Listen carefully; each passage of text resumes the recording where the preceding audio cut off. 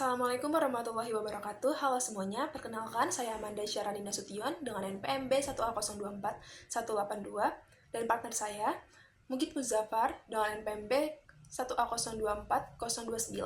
Kami dari kelompok 5, kali ini kami akan memaparkan materi tentang perlindungan hukum tenaga kerja di Indonesia, khususnya terhadap pekerja perempuan dan pekerja anak, disertakan dengan studi kasus pelanggaran ketenaga kerjaan yang melibatkan perusahaan WRP Indonesia. Nah, kita langsung masuk aja ke pendahuluan. Jadi, tenaga kerja merupakan aset penting dalam pembangunan ekonomi suatu negara. Namun, dalam praktiknya, pekerja itu masih sering menghadapi berbagai bentuk pelanggaran hak seperti diskriminasi, eksploitasi, ketidaklayakan upah, juga minimnya perlindungan keselamatan dan kesehatan kerja.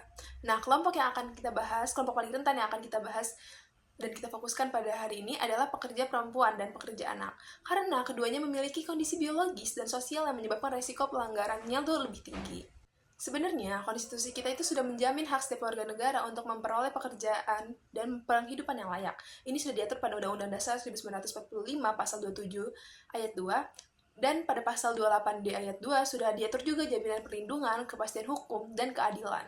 Lanjut ke apa itu tenaga kerja. Jadi, berdasarkan Undang-Undang Nomor 13 Tahun 2003, Pasal 1 Angka 2, tenaga kerja adalah setiap orang yang mampu melakukan pekerjaan untuk menghasilkan barang ataupun jasa. Nah, pada Pasal 1 Angka 1 Undang-Undang Nomor 13 Tahun 2003, konsep ketenaga kerjaan itu mencakup kondisi sebelum, selama, dan juga setelah bekerja. Lalu, apa itu perlindungan hukum? Perlindungan hukum berarti upaya negara untuk menjamin hak dasar pekerja, perlakuan yang adil, kesempatan kerja tanpa diskriminasi. Juga di pasal 88 Undang-Undang Ketenagakerjaan, menegaskan hak atas keselamatan kerja, moral, dan perlakuan sesuai martabat manusia. Lalu, tujuan perlindungan tenaga kerja itu apa? Nah, diatur dalam pasal 2 sampai pasal 3 Undang-Undang Nomor 13 2003, tujuan untuk perlindungan tenaga kerja itu adalah untuk mewujudkan masyarakat yang adil dan sejahtera, serta menjamin kesejahteraan pekerja dan keluarganya. Masuk ke dasar hukum ketenagakerjaan. Nah, perlindungan tenaga kerja itu diatur dalam beberapa dasar hukum, yaitu Undang-Undang Dasar 1945, Undang-Undang Nomor 13 Tahun 2003 tentang ketenagakerjaan, juga Undang-Undang Nomor 11 Tahun 2020 tentang Cipta Kerja, dan terakhir ada konvensi ILO atau International Labour Organization yang diratifikasi ke Indonesia. Nah, prinsip utama hukum ketenagakerjaan itu sendiri adalah melindungi pekerja tanpa mengabaikan keberlangsungan usaha. Lalu, apa aja sih bentuk perlindungannya? Nah, bentuk perlindungannya itu meliputi perlindungan K3, upah yang layak dan kesejahteraan, terus anti-diskriminasi, perlindungan perempuan, anak, dan disabilitas, perlindungan terhadap PHK tidak sah, juga kesempatan kerja yang sama dan perlakuan adil tanpa diskriminasi. Lanjut ke pekerja perempuan. Jadi pekerja perempuan itu sendiri memiliki isu spesifik nih, karena pekerja perempuan mengalami tantangan yang berupa diskriminasi upah dan karir, terus juga PHK karena kehamilan atau melahirkan, terus juga beban peran ganda di rumah dan di pekerjaan, juga resiko pelecehan seksual di tempat kerja. Terus ada nggak sih perlindungan khususnya? Jelas ada. Jadi hukum itu udah memberikan perlindungan. Kayak cuti haid 2 hari pertama itu diatur pada pasal 81 Undang-Undang Ketenagakerjaan. Juga di pasal 82-nya itu diatur tentang cuti hamil dan melahirkan selama 3 bulan. Jadi 1,5 bulan saat sebelum melahirkan dan 1,5 bulan setelah melahirkan. Terus juga ada larangan PHK terkait kehamilan. Itu diatur pada pasal 153 Undang-Undang Ketenagakerjaan. Juga hak cuti keguguran yang diatur pada pasal 82 ayat 2 Undang-Undang Ketenagakerjaan, juga larangan bekerja pada pekerjaan berbahaya bagi reproduksi. Halo teman-teman, pada video ini saya akan menjelaskan mengenai perlindungan tenaga kerja, perempuan dan anak dalam hukum ketenagakerjaan Indonesia, mekanisme pengawasan dan penegakannya, serta mengapa pelanggaran masih sering terjadi meskipun aturan hukumnya sudah lengkap. Dalam hukum ketenagakerjaan di Indonesia, pekerja anak merupakan kelompok yang sangat dilindungi. Pasal 68 Undang-Undang Nomor 13 Tahun 2003 secara tegas melarang mempekerjakan anak di bawah usia 18 tahun pada pekerjaan berbahaya. Pengecualian hanya diberikan bagi anak usia 13 hingga 15 tahun untuk pekerjaan ringan, dengan syarat ketat, yaitu tidak mengganggu pendidikan, adanya izin orang tua, jam kerja maksimal 3 jam per hari, serta jaminan keselamatan dan kesehatan kerja. Tujuan utama pengaturan ini adalah untuk mencegah eksploitasi dan memastikan tumbuh kembang anak tetap optimal. Pengawasan terhadap pelaksanaan norma ketenagakerjaan dilakukan oleh Dinas Tenaga Kerja Bentuk pengawasannya meliputi pemeriksaan lapangan, penerbitan nota pemeriksaan, serta pemberian sanksi administrasi kepada perusahaan yang melanggar.